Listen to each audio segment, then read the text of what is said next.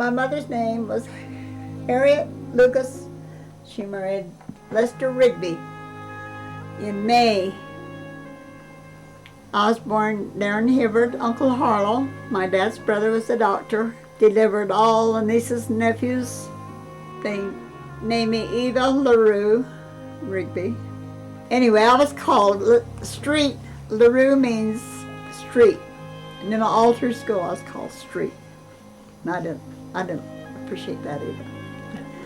Anyway, I went to school in Hibbard, graduated to the 8th grade, went to Madison High for 4 years, graduated from Madison High. And Uncle Harlow had a dude ranch in Island Park. Uncle Harlow wanted me to go up there and work for him. I cleaned toilets and did dishes, worked all summer at the dude ranch, made $72. And that paid my tuition to LDS Business College in Salt Lake City. And when I was going to school, I met Elma Taylor and Nellis Hart.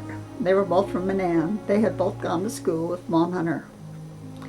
So I had a Christmas party, and I was going with Real Westover then, and I had Real Westover as a date that night, and Nellis Hart had asked Vaughn Hunter to be her date when they all came up to dinner up to Hibbard. And that was the first time I'd ever met Vaughn. And of course he always swears that he knew that I was the one that was supposed to be his wife. Anyway, we dated a little bit, and then he went on a mission to the Eastern States Mission. And I worked for Uncle Harlow, and then Uncle Harlow's boss said, "Oh, come and work for me in the bank." When he got home, nothing was too serious, because I was going to 2 or 3 fellows, and nothing was very serious. But all at once, he started calling me, and we just dated and dated and dated. Vaughn was inducted into the Navy. So, and we didn't even have a car. You couldn't buy a electrical appliance of any kind. Anyway, we decided to get married the 20th of May in '43. We bought an old Dodge, clunker of a Dodge, to go to Salt Lake to get married, because Idaho Falls Temple wasn't open. That's when we had to have stamps to even buy gas. We had rounded up enough stamps to buy gas, and we ran out of gas just this side of Logan. And we had to stay there all night, because that's when they mailed your recommend to the temple. We were supposed to be at the temple at 9 o'clock the next morning, and we ran out of gas, so we had to sit there all night before somebody come and helped us. So when we got down to the temple, our recommend hadn't got there. Our birth certificate, or our health certificates were on the wrong paper, so they sent us all over Salt Lake that day.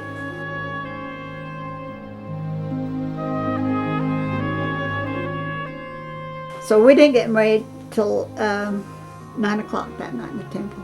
We were the only ones. We even had to get the janitor to come and be witnesses to our marriage.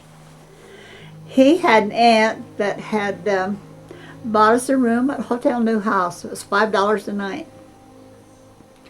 We stayed there that night, and I had, when I went to school down there, I stayed with John Longden and LaRue Longden.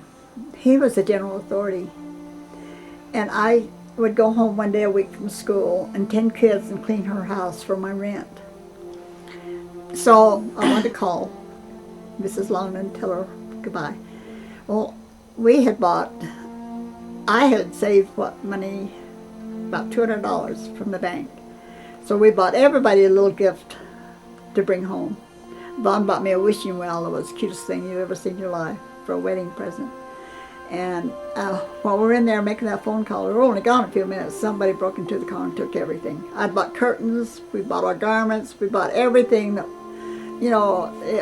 money was hard then. I mean, we didn't have any money. But they cleaned the car. We didn't have one thing left. They even we had a shift thing on the Dodge, a little round shift thing. They even took that. That was our wedding present.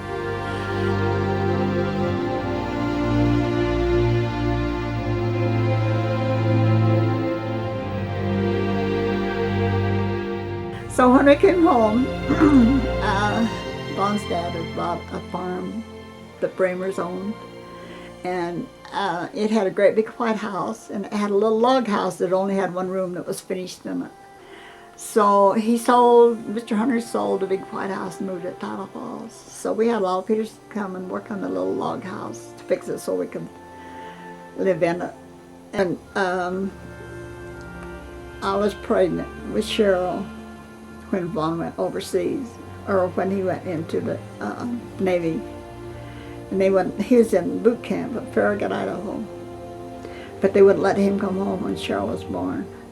But when she was 5 weeks old, I got on a train, and he was in Norman, Oklahoma for his base training.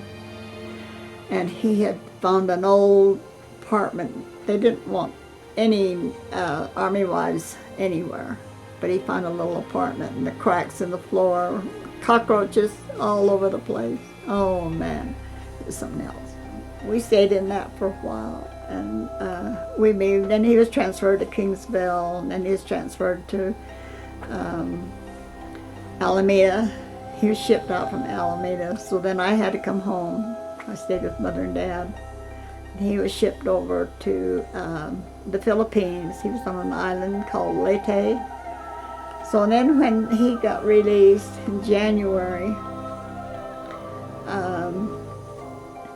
his dad didn't want to sell us this place, but we had saved up about $4,000. And so we got a hold of Lyle Peterson. He built the home that we're living in now. When we first built it was about $9,000.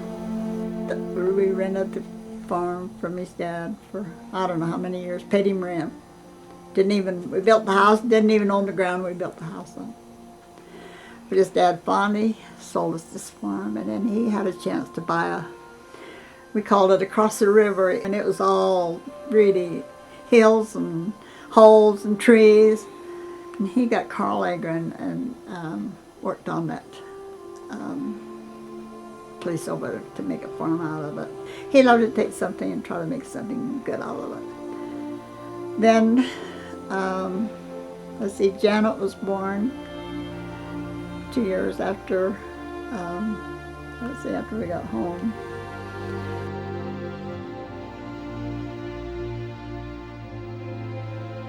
And then Jolene was born in 1950, and then Karen.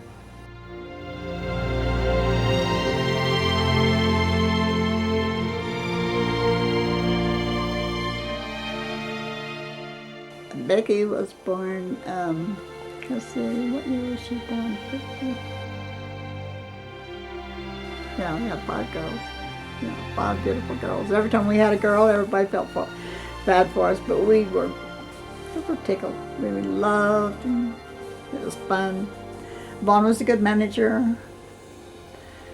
He saw something he thought he could do something with. Why? He was anxious to get it. We had apartments in Rexburg for 17 years. The girls, we all painted and cleaned up there every year for kids going to school. But they all are good workers. Kids are all good workers. They all learned how to run tractors, do about everything they wanted to do. I've never talked to one of the kids, but I don't tell them how much I love them and appreciate them. I never talk to them ever, but I don't tell them how much I love them. And all the grandkids too, they're all wonderful. All just been a beautiful family. Just been great. Had a few problems, but then there's just been another test in their lives. So all we do is pray for them and love them, and that's hope we can get them all through, so we can all be together in eternity. That's the most important thing, isn't it? Nothing else matters really.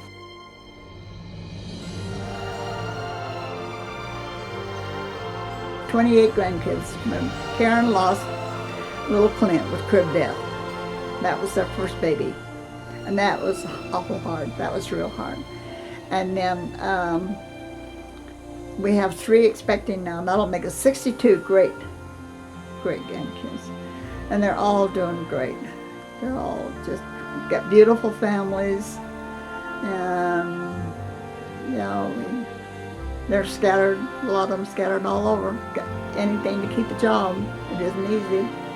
So it's been a challenge for the kids to even find jobs, keep going, take care of their little families. So you just help them, try to be there for them, but they've all been wonderful. Great, it's been a great life. The only thing is no fun to be alone. Sure miss Mom.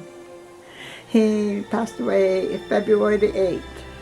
He's been gone 4 years in this coming February. Seems like forever. But he is close here. That's the reason it's fun to stay here, because he is close. I can see him sitting over that chair. I even heard the door slam here.